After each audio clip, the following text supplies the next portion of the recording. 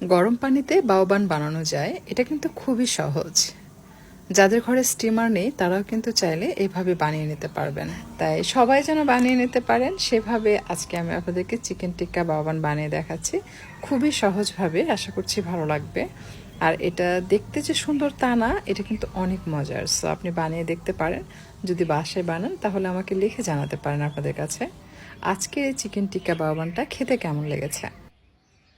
মুরগির মাংস ম্যারিনেট করার জন্য প্রথমেই দিয়ে দিচ্ছি হাফ চা চামচ রসুন বাটা, হাফ চা চামচ আদা বাটা, কাশ্মীরি রেড চিলি পাউডার, এটা কালারের জন্য দিচ্ছি আমি হাফ চা চামচ বা তার থেকে একটু বেশি হবে। আর ঝালের জন্য মরিচের গুঁড়ো আমি হাফ চা চামচ দিয়েছি। আর চিকেন টিক্কা মশলা পাউডার দিয়েছি 1 চা চামচ। সাথে দিয়ে দিচ্ছি লাল মশলা পাউডার হাফ চা চামচ। এটা না থাকলে আপনি চাইলে গরম মশলা গুঁড়ো দিতে পারবেন। আর কোয়ার্টার চা চামচ কালো গোলমরিচের গুঁড়া, হাফ চা চামচ ধনিয়ার গুঁড়া এবং হাফ চা চামচ জিরের গুঁড়া দিয়েছে। সাথে কোয়ার্টার চা চামচ হলুদের গুঁড়া দিয়েছি। আর স্বাদ মতো লবণ দিয়ে দিচ্ছে। ঝাল যে যা স্বাদ মতো কমিয়ে বা বাড়িয়ে অ্যাড করতে পারবেন। আমি পরিমাণ মতো সরিষার তেল দিয়ে চিকেনের সাথে এটাকে খুব ভালোভাবে মিক্স করে নিচ্ছে। আর এই পর্যায়ে দিয়ে দিচ্ছি সামান্য লেবুর রস দিয়ে আবারও একবার মিশিয়ে নিচ্ছে।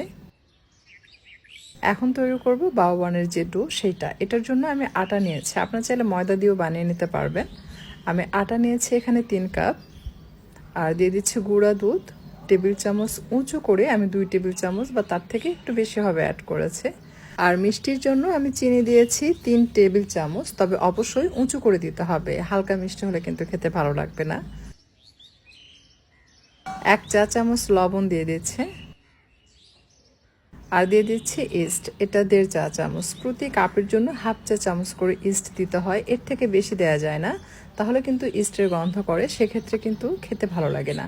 তবে আপনি চাইলে হাফ চা চামচ একটু কম করেও ইস্ট দিতে পারবেন। যাদের কাছে ইস্টের ফ্লেভারটা ভালো লাগে না তারা পরিমাণে একটু কম ব্যবহার করবেন। আর ময়ান দেওয়ার জন্য আমি এখানে 2 টেবিল চামচ বাটার দিয়েছি। কেউ চাইলে এটার পরিবর্তে সয়াবিন তেল দিয়েও এটা ময়ান দিতে পারবেন। এরপর হালকা গরম পানি দিয়ে এটাকে খুব ভালোভাবে মেখে নিতে হবে। পাউরুটির ডো কিন্তু একটু বেশি সময় ধরে মাখাতে হয়। যত বেশি মসৃণ করে মাখাতে পারবেন আপনার পাউরুটিটা তত বেশি সফট হবে। আমি পানি দিয়ে মাখাচ্ছি, আপনি চাইলে কিন্তু হালকা গরম দুধ দিয়ে এটা মাখিয়ে নিতে পারবেন। আর এই পর্যায়ে আবারও সামান্য বাটার দিয়ে এটাকে খুব ভালোভাবে মেখে নিচ্ছে।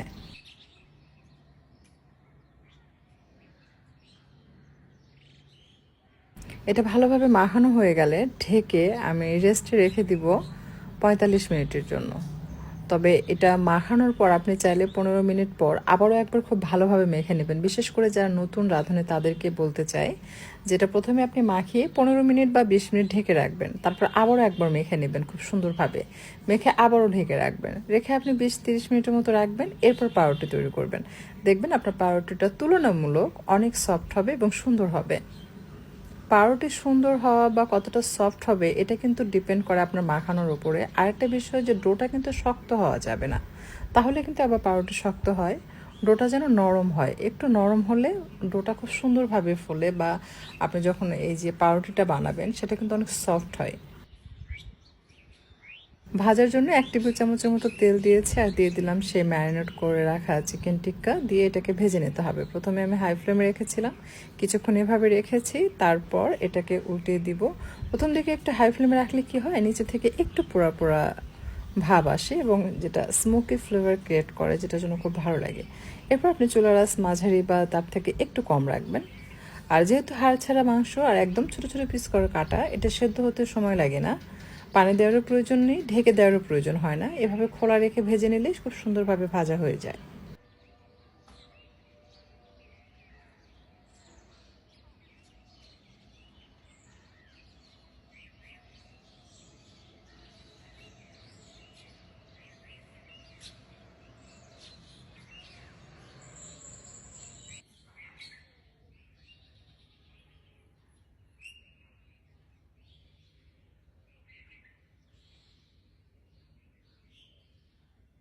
চিকেন ভাজা হয়ে গেলে চুলা থেকে নামিয়ে নিতে হবে। এটা কিন্তু ড্রাই করে ভাজা যাবে না, একটু মাখা মাখা করে ভাজতে হবে। এরপর চুলার উপরে কয়লা দিয়ে জ্বালিয়ে নিতে হবে। কয়লা জ্বলে উঠলে যে কোনো স্টিলের ছোট্ট একটা বাটির মধ্যে নিয়ে এটার উপরে ঘি বা সয়াবিন তেল দিয়ে স্মোকি ফ্লেভার দিতে হবে। ঢাকনা দিয়ে ঢেকে দিচ্ছি আর এই অবস্থায় রেখে দিচ্ছি। আর এরই মাঝে কিন্তু আমাদের ডোটাও ফুলে ডাবল হয়েছে। আমি 45 মিনিটের মতো এটাকে ঢেকে রেখেছিলাম। যদি বাসায় আপনার রোদ থাকে বারান্দায়, আপনি বারান্দায় রোদে রেখে দিতে পারেন, দেখবেন 45 মিনিটের মধ্যে ডোটা ফুলে দ্বিগুণ হয়ে যাবে। হালকা গরম পানির উপরেও রাখা যায়, সেক্ষেত্রে যদি আপনার বুঝতে প্রবলেম হয়, দেখা যাবে যে নিচে থেকে ডোটা সিদ্ধ হবে, তাই আমি বলবো আপনি রোদে রেখে দিবেন, এতে করে দ্রুত ডোটা ফুলবে। কিন্তু আপনি কখনো এই ডোটা মেখে 2 ঘন্টা, 2.5 ঘন্টা, 3 ঘন্টা রাখবেন না, তাহলে কিন্তু আবার ইস্টের গন্ধ করে, ওইটা আবার ভালো লাগে না। তো জাস্ট আপনি 40 থেকে 45 মিনিটের মতো রেখে আপনি আপনার যে পাউরুটি বানাতে চাচ্ছেন সেটা বানিয়ে নেবেন। আমি এটা লম্বা করে বানিয়েছি, এটাকে লম্বা করে রুটি বেলে নিয়েছি একটু মোটা করে, বাট আপনি চাইলে এটা গোল করেও বানিয়ে নিতে পারবেন। এরপর মাঝ বরাবর অর্ধেক অংশ বাটার লাগিয়ে নিচ্ছে। আপনি চাইলে বাটারের পরিবর্তে তেলও লাগাতে পারেন, তবে পরিমাণে একটু বেশি লাগাবেন, এতে করে যখন আপনি এটা ভাঁজ করে স্টিম করবেন বা পানির মধ্যে দিয়ে সেদ্ধ করবেন, তখন এটা জোড়া লাগবে না, সহজেই খুলে যাবে। আর এটা এই অবস্থায় আপনি অন্তত 15 মিনিট রেখে দিবেন রেস্টে, তারপর আপনি এই কাজটি করবেন, মানে এটাকে সেদ্ধ করতে দিবেন, বা আপনি যদি স্টিম করেন স্টিম করবেন। আমি সামান্য পানি দিয়েছি, একটু বাটার দিয়েছি, এরপর দিয়ে দিচ্ছি বাওবান, দিয়ে আমি ঢেকে দিচ্ছি। যাদের স্টিমার নেই তারা চাইলে এভাবে পানিতে সেদ্ধ করে বাওবান তৈরি করে নিতে পারবেন, আর যাদের স্টিমার রয়েছে তারা চাইলে স্টিম করে নিতে পারবেন, এতে করে সুন্দর সাদা সাদা থাকবে। বাট এভাবে তৈরি করলে সেদ্ধও হলো, আবার একটু ভাজা ভাজা টাইপও হয়, উপরে খুব সুন্দর একটু ব্রাউন কালার আসে, যেটা যেন দেখতেও সুন্দর লাগে, খেতেও কিন্তু অনেক ভালো লাগে। আর যেহেতু আমরা একটু বাটার দিয়েছি, সো আপনি যখন একটু লাল লাল করে ভাজা ভাজার মতো করবেন, বাটারের সুঘ্রাণ পাবেন, সেটা খেতে বেশি ভালো লাগবে। আর পানিতে এভাবে সেদ্ধ করার জন্য এটা কিন্তু অনেক ফ্লাফি হয়, সফট হয়, একটু ডিফারেন্ট আর কি, আপনি তৈরি করলে বুঝতে পারবেন। দেখুন খুব সুন্দরভাবে ফুলেছে। এখন আমি এটাকে উল্টিয়ে দিচ্ছি, এপিট ওপিট উল্টিয়ে পাল্টিয়ে একটু কালার আসা পর্যন্ত, মানে হালকা যেন একটু ব্রাউন কালার আসে বা ব্রাউন স্পট পড়ে, ওরকম করে আমি এটাকে ভেজে নিচ্ছি।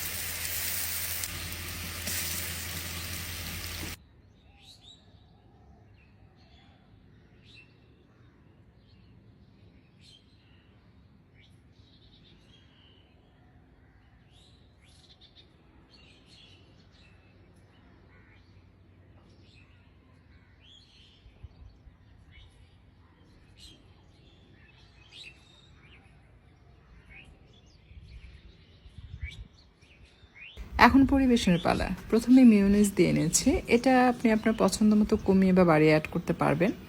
আমি একটু বেশি করে দিচ্ছি কারণ বাচ্চারা মিউনিস খেতে পছন্দ করে, কিন্তু অনেকে আছে মিউনিস পছন্দ করেন না, তারা চাইলে কিন্তু এটা ছাড়াও শুধু চিকেন টিক্কা দিয়েও কিন্তু এই বাওবানটা বানিয়ে নিতে পারবেন, সেটাও কিন্তু খেতে খুব ভালো লাগে। আর মিউনিস কীভাবে ঘরে তৈরি করবেন সেটার রেসিপি কিন্তু অলরেডি আমার চ্যানেলে শেয়ার করা আছে, আপনারা নিশ্চয়ই দেখেছেন। যদি দেখে না থাকেন ইউটিউবে সার্চ করবেন যে 3 ধরনের মিউনিস বা হোমমেড মিউনিস আরবি কিচেন, ভিডিওটি দেখতে পারবেন। সেটা দেখেও আপনি চাইলে ঘরে মিউনিস তৈরি করে সেই মিউনিস এইটাতে ব্যবহার করে আপনি তৈরি করে দেখবেন, খেয়ে অনেক মজা পাবেন। আর এটা কেমন হয়েছে দেখুন, খুবই সুন্দর কিন্তু, আর খেতেও কিন্তু অনেক মজার। একটা মুরগির বুকের যে পার্ট আমি ব্যবহার করেছি, ওই মুরগির মাংস দিয়ে আমি এরকম 7টি বাওবান তৈরি করেছি, এটা লাস্ট, যার কারণে এটাতে চিকেনের পরিমাণ একটু কম ছিল।